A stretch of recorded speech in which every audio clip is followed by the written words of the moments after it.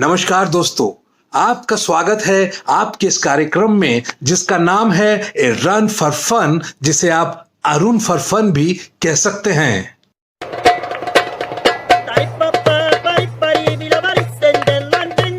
फिर से हाजिर हैं हम पूरे हफ्ते की खबरें लेकर, कुछ मजेदार किस्से, कहानियां और जोक्स लेकर, कुछ सोशल मीडिया की वायरल स्टोरीज लेकर। तो चलिए शुरू करते हैं, कुछ इधर की और कुछ उधर की। कानपुर में इंडिया और न्यूजीलैंड की टेस्ट मैच सीरीज शुरू हुई और पहले ही दिन टीवी कैमरास पर एक टिपिकल कानपुरिये भाई साहब गुटखा खाते दिखे। उनकी ये इमेज खासी वायरल हो गई।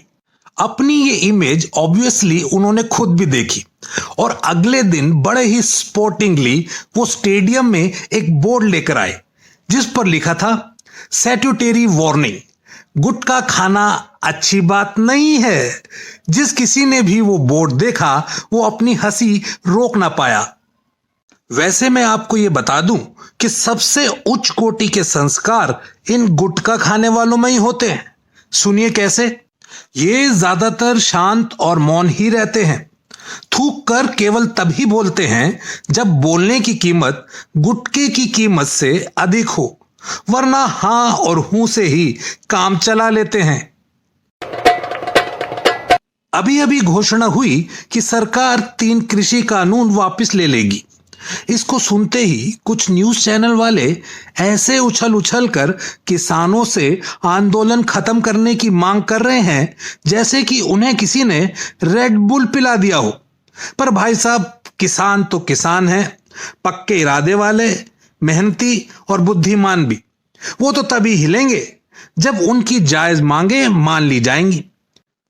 चलिए, इस बात पर मैं आज आपको एक बुद्धिमान किसान का किस्सा सुनाता हूं। एक दूर दराज के गांव में एक राजनेता का भाषण था। करीब 25 मील सड़क सफर के पश्चात जब वो सभा स्थल पर पहुंचे तो देखा कि वहां सिर्फ एक किसान उन्हें सुनने के लिए बैठा हुआ था। उस अकेले को देख नेताजी निराश भाव से बोले, भाई तुम तो एक ही हो, समझ नहीं आता अब मैं भाषण दूं या नहीं।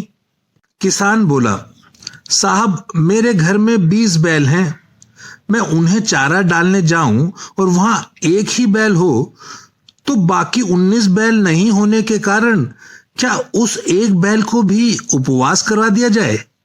किसान का बढ़िया जवाब सुनकर नेताजी खुश हो गए। फिर मंच पर जाकर उस एक किसान को 2 घंटे तक भाषण दिया।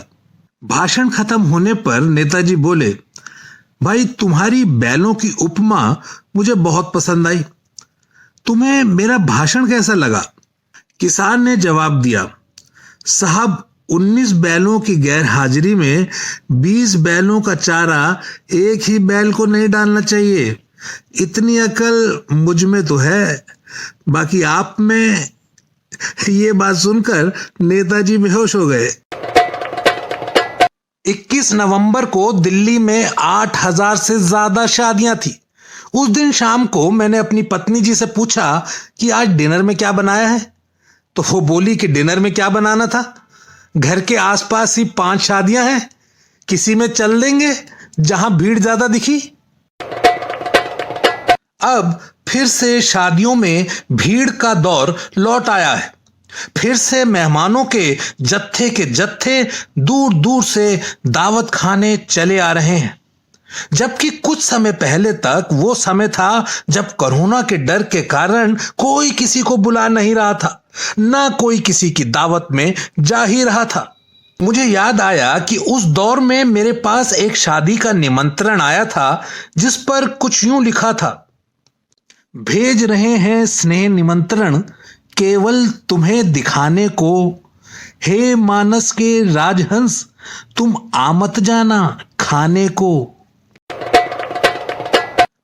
दिल्ली में अब हर नुक्कड़ पर शराब की एक दुकान खुल गई है।